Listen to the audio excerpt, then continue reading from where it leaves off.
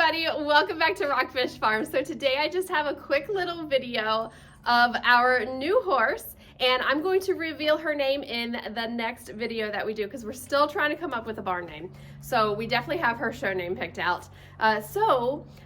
This is the horse that we just got. So if you don't know me, my name is Jennifer, and this is our brand new girl that we just got. So I wanted to tell you a little bit about her story and what I plan to do to put some weight on her and get her started here at Rockfish Farm. So she is a 12-year-old mare. She is an Appaloosa, and when we got her just a few days ago, she was still very, very skinny. The previous owners that we had gotten her from had her for about 2 months, I believe they said, and when they got her, she was skin and bone. So I'm gonna put the picture of her up here, and I mean, very rough looking. I mean, very underweight. You can see her ribs, and then also if you take a look at her feet, they are super long.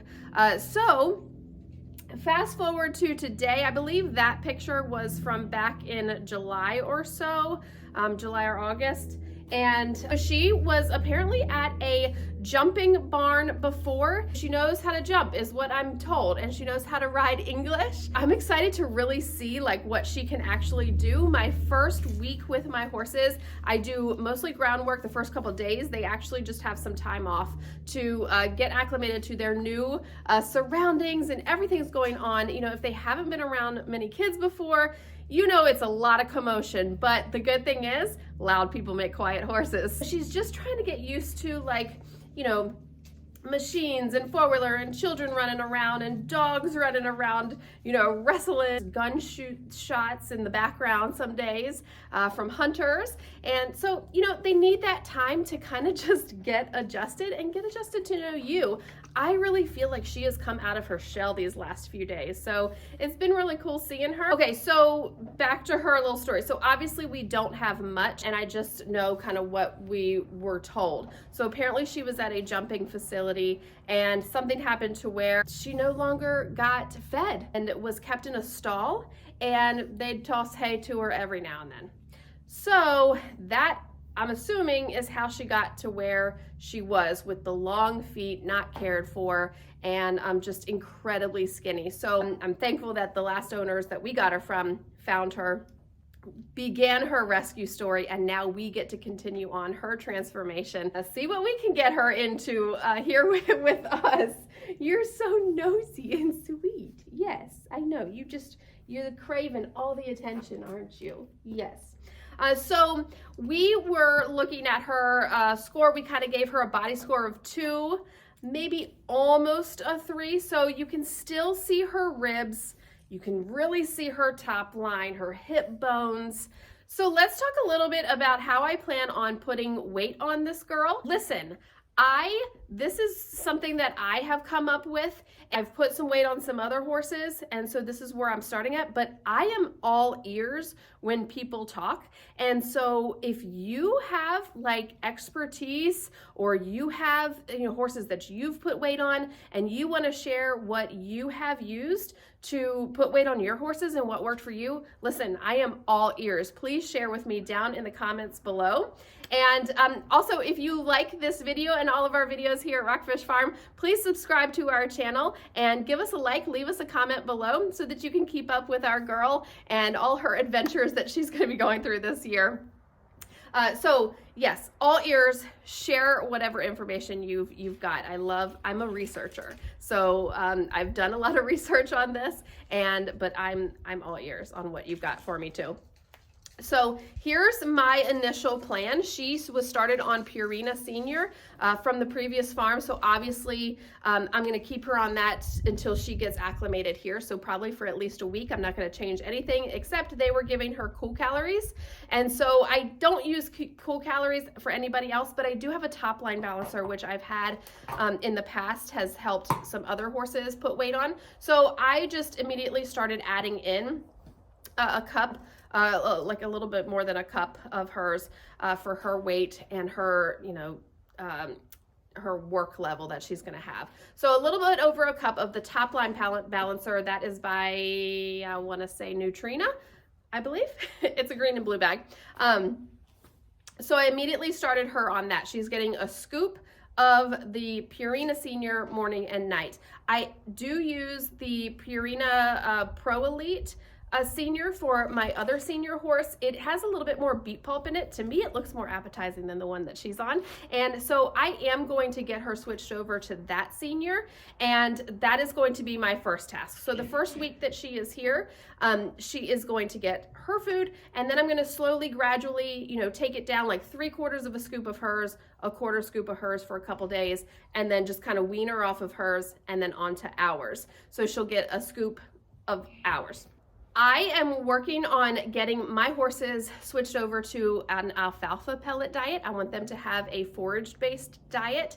And so I want to do that a little bit slower because sometimes those extra calories, some people think that alfalfa, it's the actual alfalfa that makes horses hot. I personally think it's just the extra calories in general. But it's a toss-up. Maybe it will be, I don't know.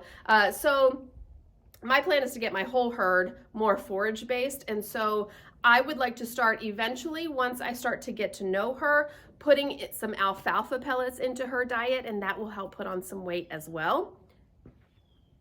But again, that's going to come in time because I don't want to do anything by adding those extra calories without me knowing what she's already like to begin with, because I want to be able to monitor her personality and her workload and her energy level.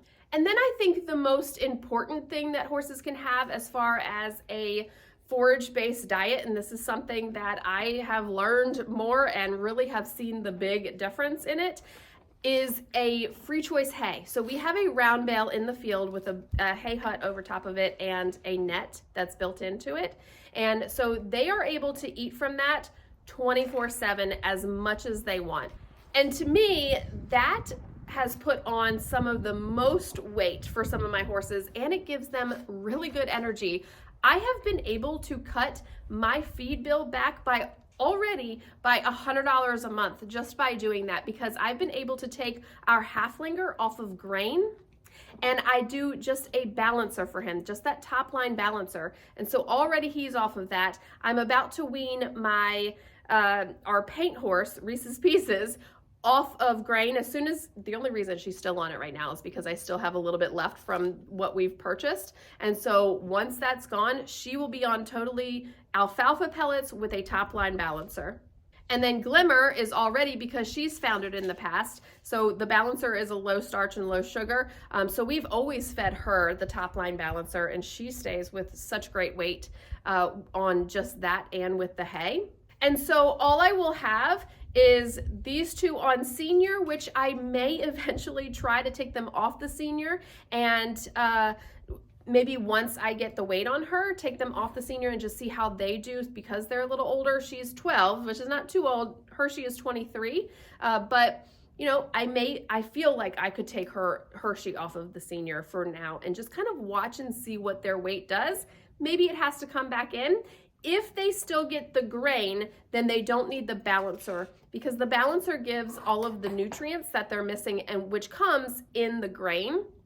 So it depends on how much. As long as you're feeding the amount of grain that they are supposed to have, they will get the full nutrients from it.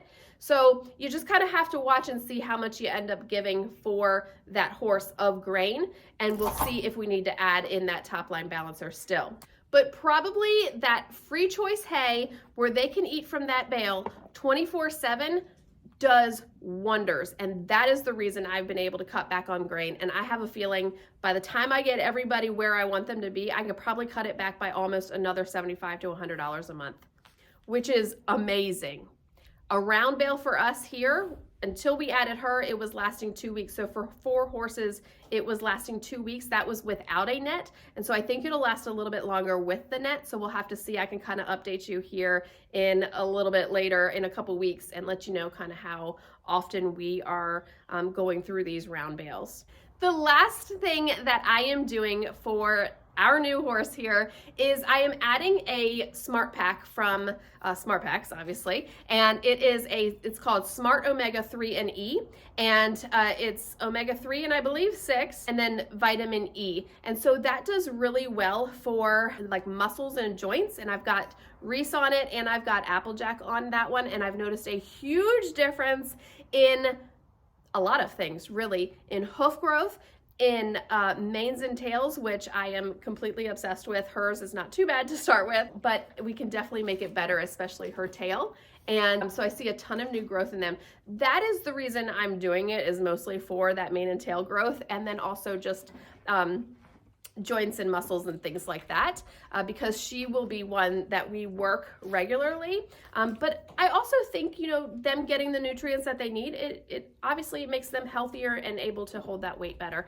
So we're gonna try her on that too. So that is it for today. Just a quick little update on, you know, what she looks like. I'll do like a little body scan here at the end so you can kind of see what she looks like, and so we can kind of keep up with her progress, how long it takes. You know, obviously we don't want her to plump up too quickly. We're going to do it over a time period, but I think it'll come pretty quickly with that free choice hay, and then making some of these switches here slowly, and we'll just kind of play with it and see, you know, how are we going to look by spring, and see what we need to tweak. You know, we may have to go up or down, and I do need to get in there on that senior feed and measure, you know, it tells you the feeding rate, and so I'll probably, once I get her switched over cup, or, you know, scoop for scoop, I will see where she really is supposed to be at for being underweight. And but again, I want to monitor her personality and her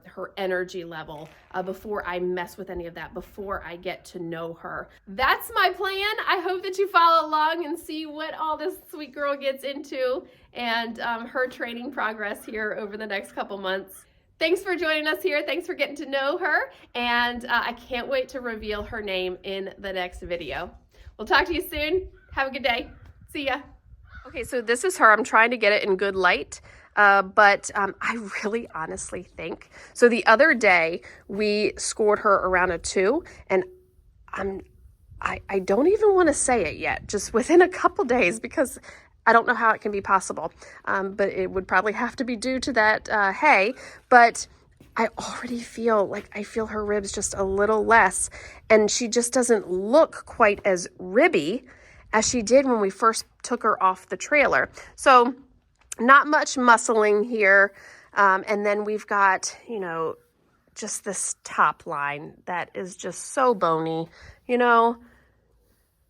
And then these hip bones, hopefully you can see here, she's standing, resting her leg, but you know, you can see her hip bone here. Hopefully you can see that, you know, I could feel it up here, and just from the back, just looks so skinny. We need some muscle back here. Don't we, girl? Don't we? So lighting isn't so great, but just to kind of give you an idea of what she looks like today, and hopefully we'll see a difference here in a couple weeks. Won't we, girl? Yeah, you're a sweet girl.